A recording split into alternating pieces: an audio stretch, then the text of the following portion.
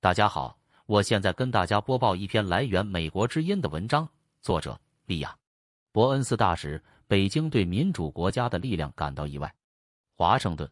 美国驻华大使伯恩斯 Nicholas Burns 星期一，2月27日，在参加美国商会主办的一个活动上说，眼下显然是美中关系中非常困难的时刻。而美国民主与共和两党在对华问题上的强大共识是华盛顿与北京这个非常困难的政府打交道的一个很大优势。这位美国资深外交官表示，美国对台湾具有独特的责任，以确保他有能力阻遏北京采取的任何进攻性行动。伯恩斯，中国在气球问题上指责美国有点奥威尔式。上任满1年的美国驻华大使伯恩斯2月27日在美国商会主办的一个在线活动上谈到美中关系的现状时说，这个关系目前显然处于一个非常困难的时刻。他本来认为，在拜登总统与中国领导人习近平去年11月在印尼巴厘岛举行了会晤后，两国在2023年会有机会使关系更为稳定。布林肯国务卿也定于2月初访华。但中国的侦察气球事件使得这一切成为不可能。他说，因为他们的所作所为，中国人在气球问题上在全球输掉了这个辩论，在世界各地失去了影响力和信誉。他们现在反而把这归咎于我们，这有点奥威尔式，有点令人沮丧，因为我认为大家都知道这个事情的真相。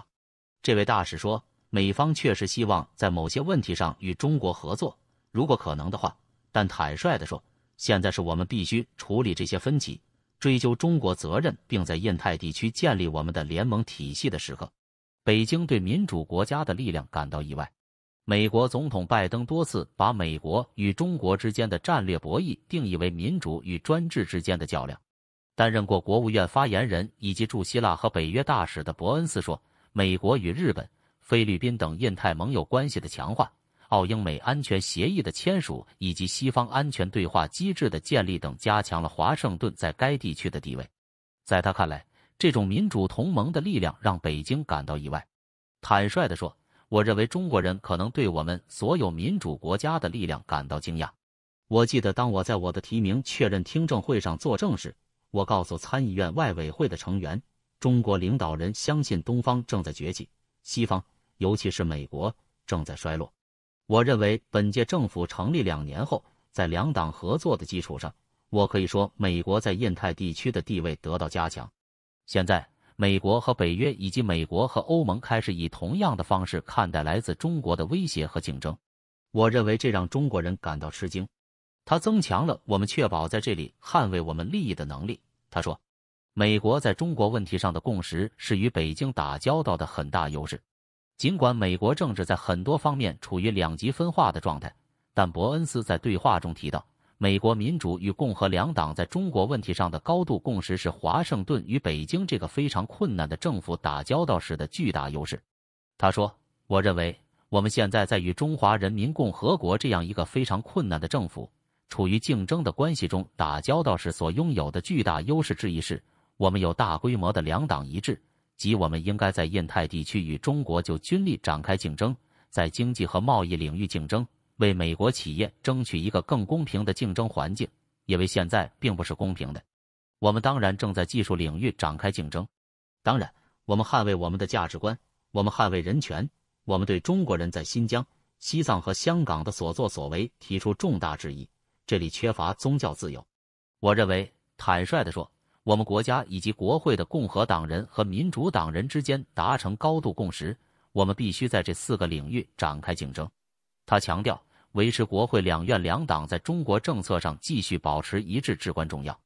中国会试图在国内分裂我们，就像他们过去试图做的那样。我们必须有纪律，有自我意识，并保持战略清晰，团结一致。我认为这对我们的任务，我作为大使在这里代表美国，在我们努力处理这个困难关系的时刻，是我们拥有的巨大优势之一。伯恩斯说，技术争斗将是美中关系的核心。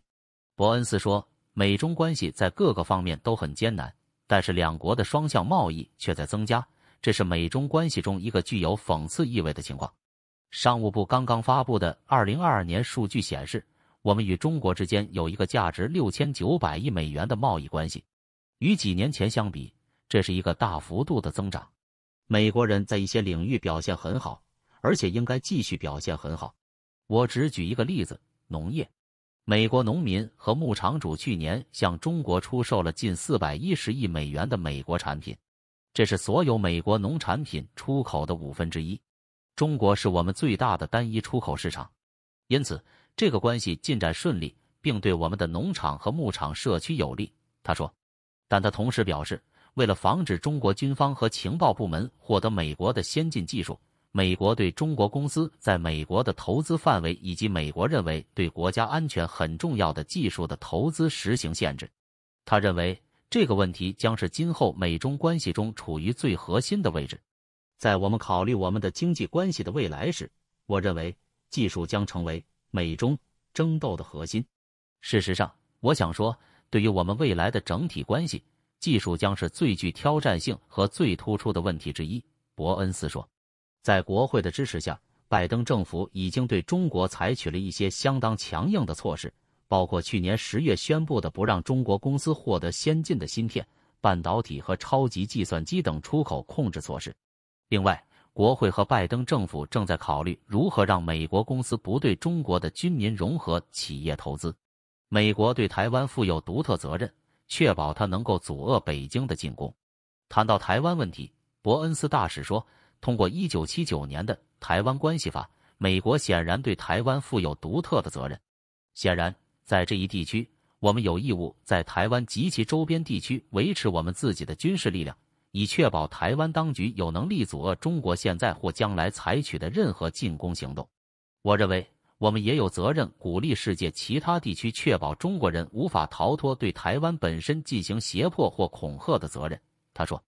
伯恩斯提到，中国对前美国众议院议长佩洛西访问台湾后所采取的进攻性的反应违反了过去70年台湾海峡的现状，也引发了日本等其他国家的强烈反弹，因为他们明白，全球50%的集装箱每天流经台湾海峡，中国在该海峡引发的任何干扰活动将对全球经济带来不可避免的极为负面的后果。这位资深美国外交官说，希望中国真正听进去的信息是，美国及其盟友希望看到北京政府尊重台海现状，停止他们的一些更咄咄逼人的活动，尊重我们需要和平解决台海差异的事实。他说，北京方面不仅从美国这里，也从欧洲以及印太国家那里听到这个信息，对美国在印太地区的地位感到乐观。伯恩斯强调，美国希望与中国有一个和平的未来，不希望发生冲突，就像拜登总统每次谈到这个问题时都明确表示的那样，但美国会在这里坚持自己的立场。他说，在刚刚结束担任大使的第1年之际，他对美国在中国和该地区的地位感到乐观。谢谢大家收看，欢迎给我们节目点赞。